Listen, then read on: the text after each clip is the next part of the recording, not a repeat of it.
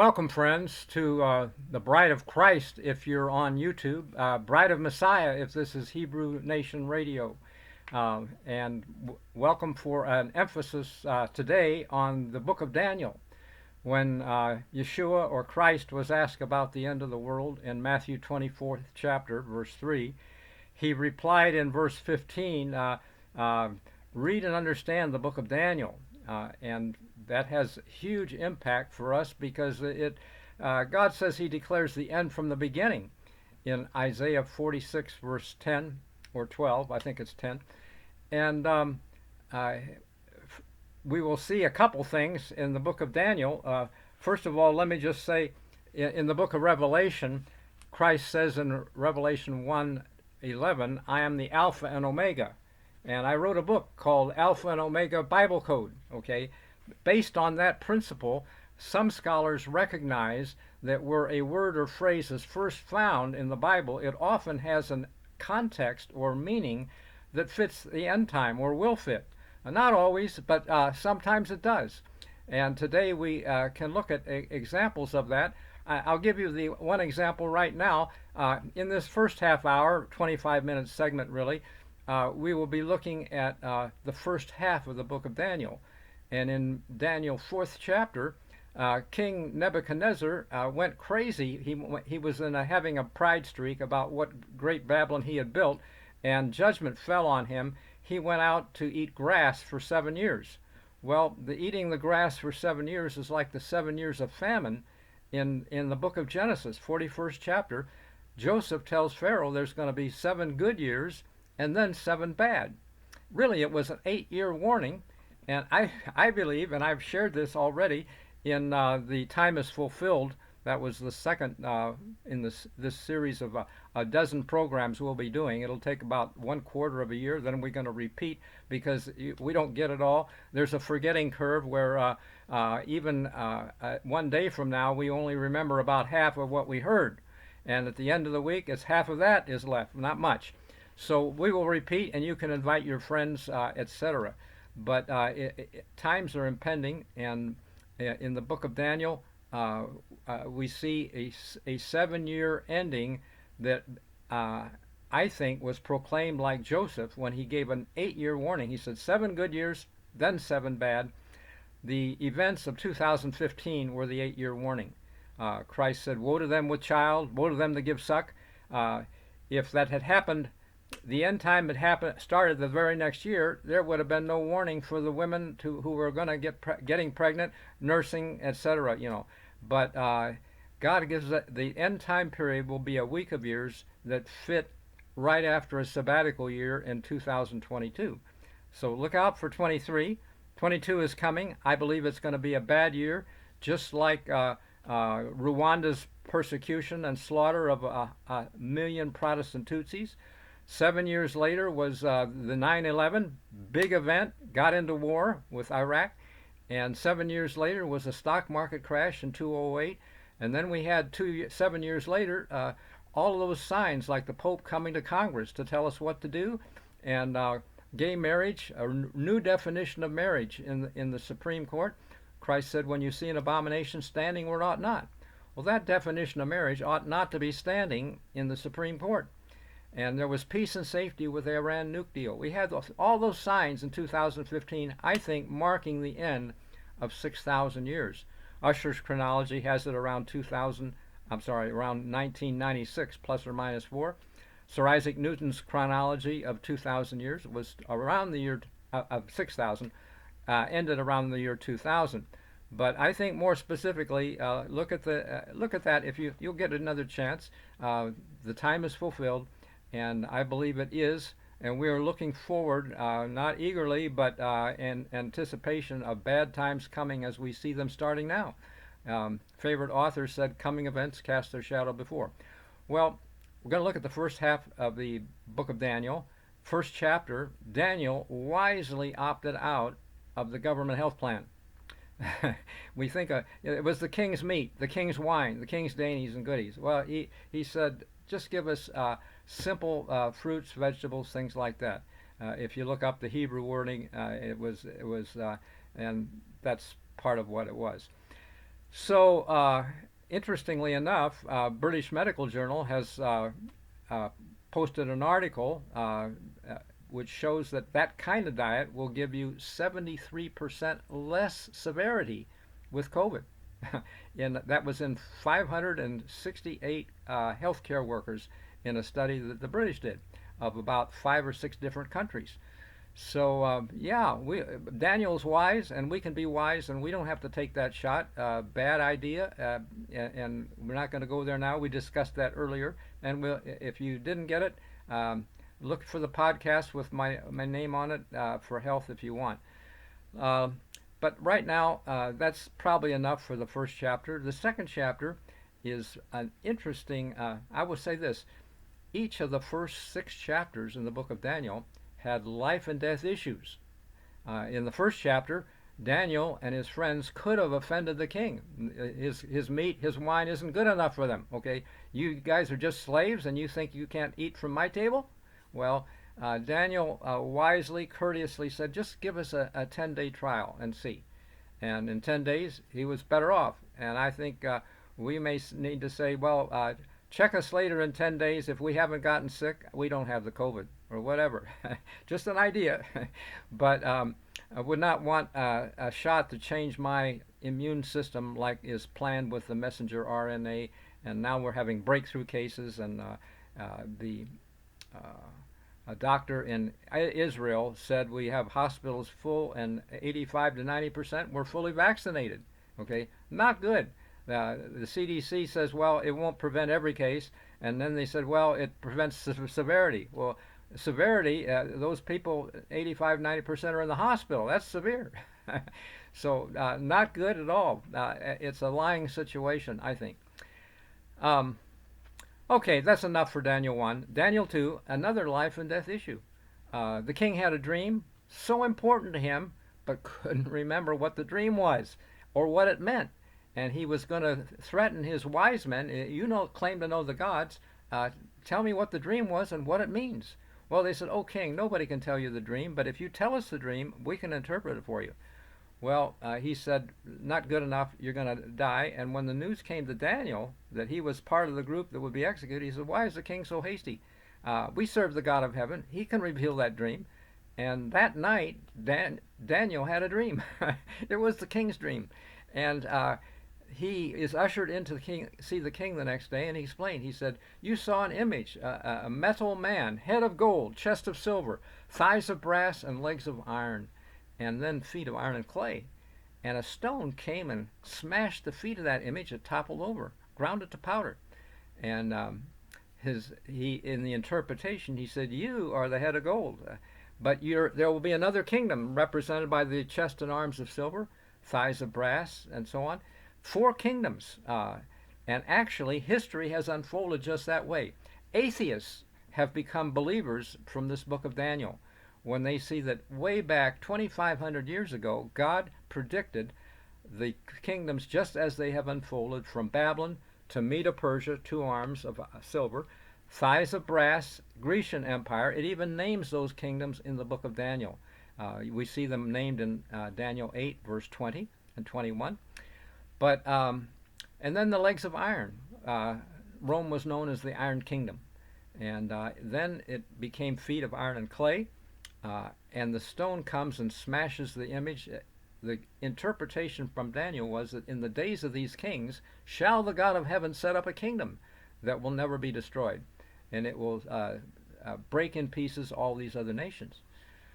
Well, too many people, and I grew up believing this, being taught this, that this is the second coming of Christ. Well, if you look real closely, it's not. The stone is cut out of a mountain. That's not the second coming of Christ. And the stone grows to become a mountain. That's not the second coming of Christ. When he comes in the sky, we're caught up to be with him, as Paul says in 1 Thessalonians 4. So verse 17, 1 Corinthians 5, 51, 52 says, we shall all be changed in a moment, in a twinkling of an eye, at the last trump. That's not the smashing of the image where it's ground to powder, okay? And we might think so, but think back to history and how it has unfolded for the Hebrew nation starting in Egypt. God used Moses to break Egypt, okay? And in Revelation 11:3, he's going to give power to his two witnesses for 1260 days. It says in verse 6 they have the power to shut the heavens, that was Elijah, and to turn water to blood, that was Moses. Moses and Elijah power for a group of people at the end time, okay? When the day of the Lord comes, and we can be that. We can be part of that if we're really sharp and on top of it. If we say, well, maybe not, I'm going to just wait and see, that doesn't take any faith at all, okay? And you will not be included. God is looking for a mature bride, and this is the name of this podcast is the bride of Christ, bride of Messiah. He's looking for someone that has faith in his word. When they got to the Jordan River at the end of 40 years, they had to walk into the water. It wasn't just, like the Red Sea parted and they walked through easy. Moses struck his rod out and the Red Sea parted. But not at the end of 40 years. They had to show faith. It would have been a very embarrassing situation if it hadn't, but the waters did part for them.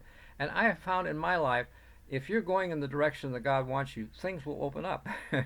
You can't always interpret everything as a green light. People have invested money and bought churches and done stuff. Well, it might not have been God's will. Didn't work out, But if God is in it, and if they are really in faith, God provides for what He endorses or moves, provides, wants. So anyway, that's Daniel 2. The stone is cut out of a mountain, grows to become a mountain. It is his kingdom, but we can be part of that, and we're talking how it becomes, like coming out of Egypt. When they went to Sinai, made a covenant, and God also, he said, if you keep my covenant, you'll be a kingdom. And in Jeremiah 3:14, he says, return to me, I'm married to you. He regarded the covenant as a marriage. And that's how we become the kingdom. And in the days of these kingdoms, God's going to set up his kingdom. Not after 7 last plagues and Babylon falls and no kings are standing. Christ is going to come in Revelation 19th chapter. There will be no king standing at that time because Babylon falls with all of its conglomeration and confusion in the 18th chapter before. So it won't be in the days of these kings when he sets up the kingdom. It's previous, at the beginning of the last 7 years. And he wants to test us just like he tested Israel in the wilderness. He took them to the wilderness to prove what was in their heart. Wasn't good, okay? And the thing was that Israel had pride when he said, will you keep my covenant? He said, oh yeah, we'll do whatever you say. Well, 40 days later, they worshipped a calf, okay? Not very good. And that must not happen to Christ. And so there's a prenuptial agreement, a wedding feast of topics that we need to consider so that we will be his bride and we will not deny him. We know what he wants, his statutes, his judgments, his laws, his name, things of that nature. And they are encoded, and we'll talk about these also as separate topics. But that's for right now. Daniel 2 is bigger and different than we've thought about, okay? And then we come to Daniel 3, and it's the New World Order image. The king didn't like the dream, Daniel's interpretation of the dream, that it was going to be superseded by a kingdom with chest and arms of silver, thighs of brass, legs of iron. He built an image of all gold. He said, mine's going to last forever. Well, that was sticking his, thumbing his nose at God, so to speak, in his pride. And not good, but he summoned his realm to come, and when the music played, everybody was to bow down and worship him, really, his image, and that he had made. And fiery furnace if you don't do it. Well, Shadrach, Meshach, and Abednego, Daniel's 3 friends, were there, and they stood out like a sore thumb, standing when everyone else was bowing. And word comes to the king that those 3 Hebrews that you are serving you are not serving you now. They didn't bow down. Well, he summons them. He said, "Oh, I'll give you another chance." Well, they said, "We're not, we don't need another chance, King. God can deliver us if He wants, but if not, it doesn't matter. We're not going to bow down." Oh, he was smoked with fury, and he had them thrown in. The people who threw them in died, getting so close to the edge of the furnace. But Shadrach, Meshach, and Abednego were walking around in the fire. When the king looked in, he saw a fourth likened to the Son of God or Son of Man. Can't remember which it says. But he called them out and said, no God can deliver like your God can. And he commanded everybody to worship God. Well, that was interesting for Daniel 3, and it really summarizes the New World Order.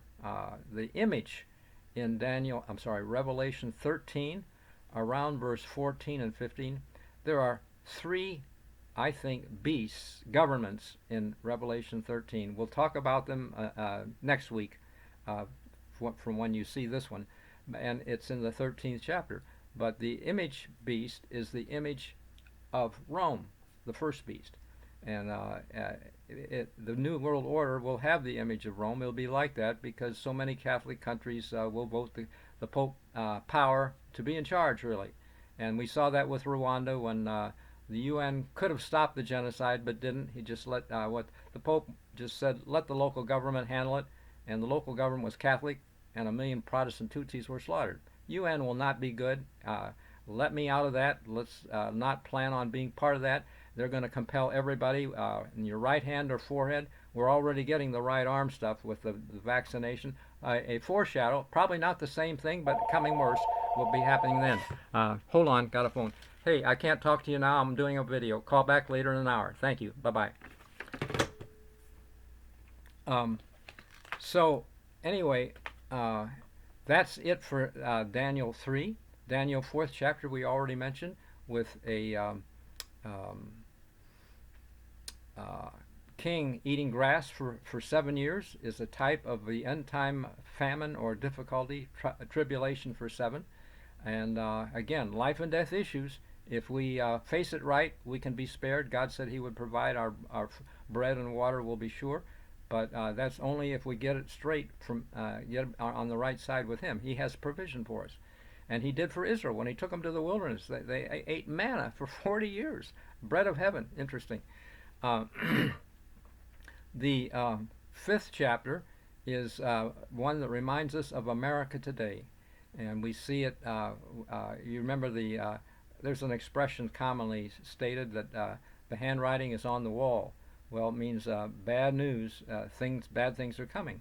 And the king was having a drunken orgy with wine, women, song, etc. And suddenly there was a bloodless hand that wrote on the wall, Mene, Mene, Tekel, Upharsin. And nobody could read it. They didn't understand it. And the king's knees were knocking. Everybody was afraid, really. What does this writing on the wall mean in the midst of all their pleasure and orgy? Well, Daniel, actually the grandmother of the king, if I'm right, says Daniel knows. Daniel can tell. So Daniel was summoned, and the king had promised his golden chain and be third ruler in the empire and so on. And Daniel said, you can keep your gold, but the meaning is that you haven't followed in the ways of your father to honor the God of heaven, and your kingdom is divided and taken from you and given to the Medes and Persians this night.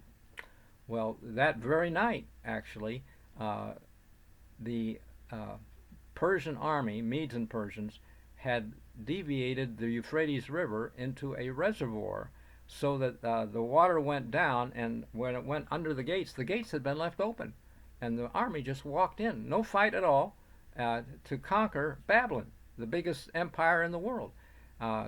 They had huge walls. You could run a chariot around on the top, but they walked in free. And actually, in the I forget, I think it's the 45th chapter of Isaiah, it names Cyrus as the king, and that God would open the 2 leave gates for him. Okay, well, it turned out just that way. And when Cyrus, the king of the Medes, saw that his name was in Hebrew scripture hundreds of years earlier, that he would do this, he worshipped God and said he would let Israel go. So at the end of 70 years, he let the Hebrews return to their land in Jerusalem, etc., and to rebuild. Actually, there were 3 decrees with Cyrus, Darius, and later Artaxerxes gave the final decree. And those decrees are referred to in the 9th chapter of Daniel. From the decree to restore and build Jerusalem would be 70 weeks, and at the end of 69 weeks would be the Messiah. Okay, this is we're doing this for Hebrew Nation. Bride of Messiah is what we're talking about, and I believe that in this case we can be anointed. Okay, in the reapplication, the first application was Christ, Son of God, died on a cross. Okay, foretold by Isaiah 53rd chapter, etc. But in the end time, when Daniel has a reapplication, I believe we get anointed with power. Okay, like Christ had. And so that's an opportunity we're going to have if we stay with it and study to understand it. So that's Daniel 5. The 6th chapter is really the lion's den chapter, because there was planning and conspiracy. Today we hear the word conspiracy, but they conspired against Daniel, and they had the king make a law. It fed his ego that nobody can ask or appeal or petition of any other god but the god of the Medes and Persians, Artaxerxes. Not sure if it was Artaxerxes at that time, but anyway, he made the law and then couldn't change it. And when Daniel was found to be praying to the God of heaven, he was brought before the king, and king suddenly knew that he had made a bad mistake, because Daniel was one of his favorite advisors. You know, he had been set over the empire. But Daniel said, God can deliver me, you know, and he did. He was thrown into the lion's den, but the lions weren't hungry that night. And when the king came back the next day to see how things were, Daniel said, God has spared me. Well, the king was smoked with fury against those men that had conspired and had tricked him. And he had them thrown in, and this time the lions were hungry. They tore him apart. And basically, this lesson is one that we need to have a habit of worship to God, the true God, and not change it or alter it. Okay, and God honored him for that. Well, we have a couple minutes left, and I just want to say that we've been talking about good stuff, and I wrote the book Alpha and Omega. But each book I write, I try to add more, and the most recent book I have is this From Lockdown to Knockdown, The Fall of America. And I've sent a bunch of these to Hebrew Nation. If you're on the radio and you like it, you'd like to have a copy, find out what they're charging or how they're doing it. I'm not sure, but I told them I'd share half and half. They get half, and my ministry gets half, and they're doing a good thing. And they also, I believe I included this DVD, which is Eating, and it features Cleveland Clinic's cardiologist Caldwell Esselstyn, showing how most diseases, including heart disease, but blood pressure, diabetes, he even mentions, and I've seen in the DVD, shows a woman who had breast cancer, Dr. Ruth Heydrich, it had spread, but she elected not to have chemotherapy, radiation, and all that. She had been in the military, didn't want radiation, and she picked the diet like Daniel ate, okay, and is alive and well 20-some years later. In this DVD, she overcame it. And so I think that's powerful. And if it can help you with COVID, as the British Medical Journal says, why not? So my impression is, everybody needs this DVD. I've done this for now. And in college, I chose to be a vegetarian. And even though I grew up frying my own eggs, frying my hamburgers, and doing that, my dad, who was a doctor, said, well, you can get protein from plants if you really want to do that. And I did it, and I'll be 80 on my next birthday and in great health. Okay, I appeal to you to do something similar. Thank you. And now we're going to take a break, come back, wait 5 minutes for the news or whatever, and we'll see you again in the next sequence on the last half of Daniel. God bless you.